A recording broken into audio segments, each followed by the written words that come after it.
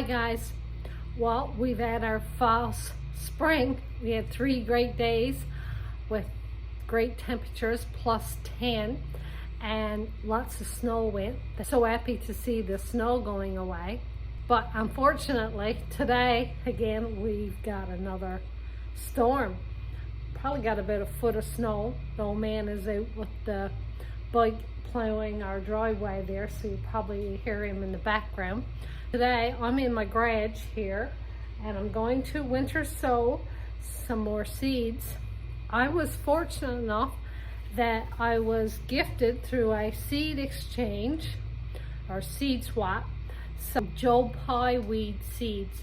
So I'm going to winter sow them because I was fortunate enough to get 3 packs, which is great.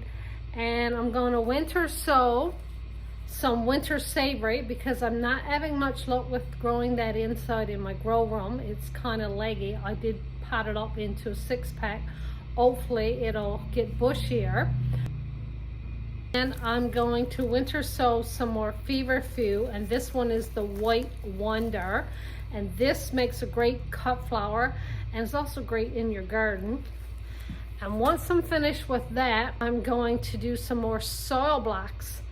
If you haven't already watched some of my videos regarding soil block, I do use 50% Screen Pro Mix and 50% Screen Compost for my blocks. And today I'm going to soil block some basil. Last year I found a few of my customers asking me did I have basil to sell. So this year I'm going to try 2 different varieties. And this one is a dark opal. Nice purple leaves on this one. And then this one is just a sweet basil. So I'm going to give that a try. And I'm going to be sowing some snapdragons, which are cool season artiannual. And this one is mix of different colors. I also have stock, which are also a cool season artiannual. And if you don't know about cool season artiannuals, there's a lady named Lisa Mason Ziegler, and she's got a book called Cool Flowers.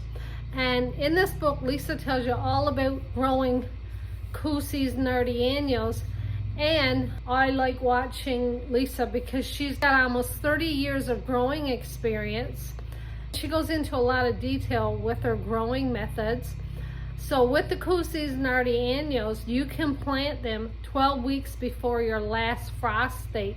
So you would grow them inside for 6 weeks. Then you can plant them outside 4 to 6 weeks before your last frost date, which I'll probably put mine outside around early May. Guys, I'm just going to do some more winter sowing here, pot up some dirt that I've moistened and sow these seeds. So these are my Joe Pye weed seeds, which has the chat in with them. The seed itself is a little tiny black dot, barely can see it. And with those seeds, you lightly cover them with a little bit of soil. So that's what I'm going to do now. Just give them a little sprinkle of soil on top and some water, and I'll take those and put them outside. Before I give you this week's update on the grow room, I just wanted to show you guys what the farm looks like on paper, and also to share a little project with you guys that I am working on. It's probably going to take a couple of years to get this project completed, but got to start somewhere. And this morning I had posted on Facebook a couple of pictures of some material that my friend Holly has been working on a quilt for me for the farm. So some of you are probably wondering, what in the name of God do a quilt have to do with a flower farm? Well, I wanted my farm to be unique, and I want to bring our Newfoundland culture into it. And there's a lot of ladies in different communities across Newfoundland that are quite good at making quilts. My friend Holly is one of those ladies, And I reached out to her and I asked her if she was interested in making a display quilt with the size of about 4 feet by 4 feet. My goal is to eventually, in the Hosta garden, once it's created, I want to install some quiche, which I'll put a picture of, and quiche probably be 4 feet wide and 8 feet long, so I can put 2 quilts in each quiche. With this material, as you can see, quite beautiful, that my friend Ollie now is in the process of making the first quilt for the farm. And what I plan to do is, once this quilt and others are on display, I will be putting tags on them saying who made this quilt and what community. Some of you are probably wondering where this Hosta garden is going to be. Actually, I got a piece of paper here. It's a survey copy of my 4 acres. And I'm going to just show you where that Hosta garden is going to be on the farm. And plus this will give you some idea as to what these 4 acres look like on paper. 4 acres doesn't look very big on paper, but when you have to walk it over and over each day, it does feel like a large area. This is the brook, this blue here that runs through. I've often told people that the brook runs through like the letter Z. This here is Jumpers Brook Road, and my land borders, I believe it's 405 feet of the roadway. And this area right here is the parking, which I had built last year in September. And this area here is the road going in to the property. This section up here is going to be a shade garden and the land of the enchanted gnomes. And this is not a level area by no means. And if you had watched my video that I give you a little tour of that, still lots of development to be done here. This section right here is the cottage garden. This section here is where my building is being built this spring. And this section up here is the kitchen garden. This section here is the cut flower garden. And this section here is the fairy garden. This section here is where I'm going to be selling my plants. And this section here is going to be another shade garden, which I want to incorporate mummers and jelly bean square, which I've been working on that project also.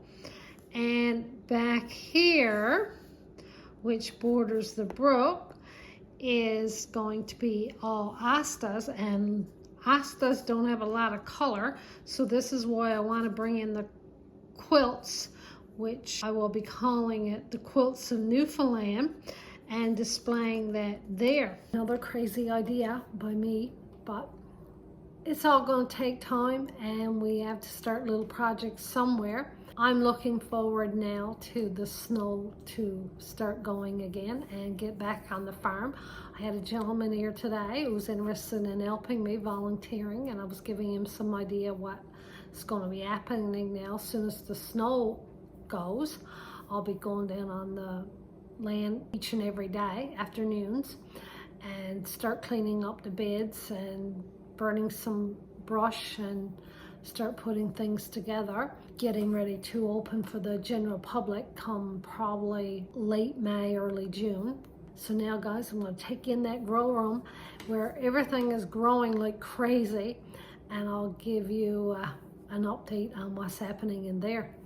We've got loads of bell peppers and they are putting on some wonderful growth, ready now to go to their forever home. These 6 packs, which contain 2 red peppers, 2 orange bell peppers, and 2 yellow bell peppers. So as you can see, nice, beautiful, healthy looking plants. Anybody wants any, let me know. I got loads of bell peppers. I wanted to show you guys my onions, which is time for a haircut with those. And I did state in a previous video that I wasn't impressed with the germination on my onions. So let me just put these down here. So this is my first time growing onion from seed. Right now I'm giving myself a fail. Poor germination, and also the seedlings are looking quite leggy. So I'm just going to trim some of these up. Give them an air cut, probably cutting them about 2 inches from the top of the soil.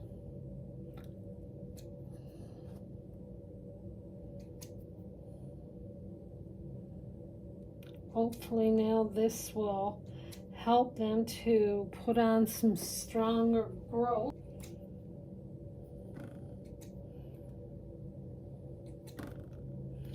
I don't know if anybody else noticed this about their onions, but I find they're coming up and growing back into the soil.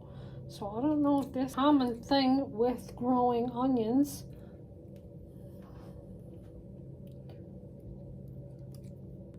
As you can see what I'm talking about right there, this one was growing back into the soil.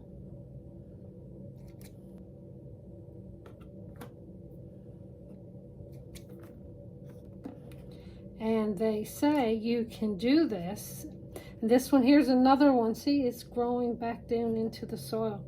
They say you can give these onions at least 3 or 4 good trims before transplanting it into the ground. As you can all tell, I'm no expert. I'm still learning, and that's the fun part about growing, is we can all grow together here now.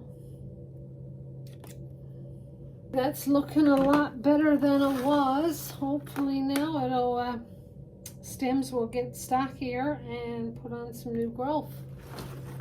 The million bells are doing great, starting to put on a little growth there, and still germination still coming. So I'm not going to give up on those empty soil blocks yet. My coleus is doing good also, but I'm not sure what these are. These right here, this. If I was a betting woman, I would say this is Rebecca.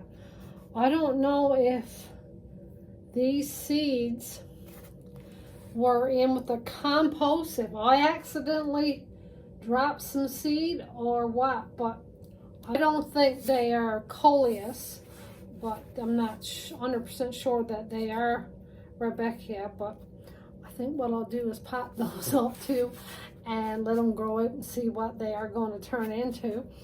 I'll leave these here now for a bit longer, and I'll be potting these up eventually. Petunias. I'm going to have petunias coming out of my yin-yang. They're putting on lots of nice growth. The germination rate is just out of this world on my petunias. So eventually now, probably in the next week or so, I'll be potting these up into 6-packs. As they get a little bigger, I'll be giving them a pinch, and I will be selling these as 6-packs. And these are my show Swiss giant pansies that you guys had watched me plant. I believe it was first part of February, so they're coming along nicely. And these are my violas, which I've got potted up in 6-packs also, and they're doing great. Now guys, I remember, I think it was 2 weeks ago, I did a video of waking up my geraniums, and I had removed all the dead leaves and stuff. I just want to show you guys how much green these geraniums had put on. There was 2. This one here was really leggy, but this one here was the other one. and that is looking great. Also, there was 2 more that I added in my crawl space. This one is just looking awesome. And then this one here, I had to cut a lot of the dead stuff off, but it's still putting on some new growth. And the stuff that I had planted yesterday, which you saw at the beginning of this video, are here. As you all know, I am very limited to my indoor growing space as of right now. Eventually, hopefully, that'll change someday, but for right now, I got to make do with what I got. So I was up to Walmart one afternoon, and I saw these shoe racks. While I'm waiting for my seed trays to germinate, I just like to put them somewhere where they're not under the grow lights. So as you can see, this is a $10.67 shoe rack. It's plastic that I bought at Walmart, which has got 4 layers. Now there's lots of other shoe racks out there that you can purchase, but just be cautious because the racks are on a slant, so like this, so that would not be good when you're watering, because when you're watering your trays you want to be on a level surface. So I thought this was a good investment for $10.67, and you can put quite a few trays on that. So yeah, yesterday I sold 2 different types of snapdragons and some basil and some stock, and also some thyme. Want to try to do herb baskets this year. My thyme and my basil, whatever you want to call it. Seeds don't want to be covered, so I just put a little sprinkle of vermiculite on those. So guys, as you can see, everything is growing just awesome. We got loads of green, no shortage. The only thing we got shortage of is grow space, but oh well, such is life. I have lots of seeds started outside with my winter sowing method, so that'll help give me a head start for the spring. And right now we're 12 weeks away from our last frost date, so that's still going to give me lots of time to get things started.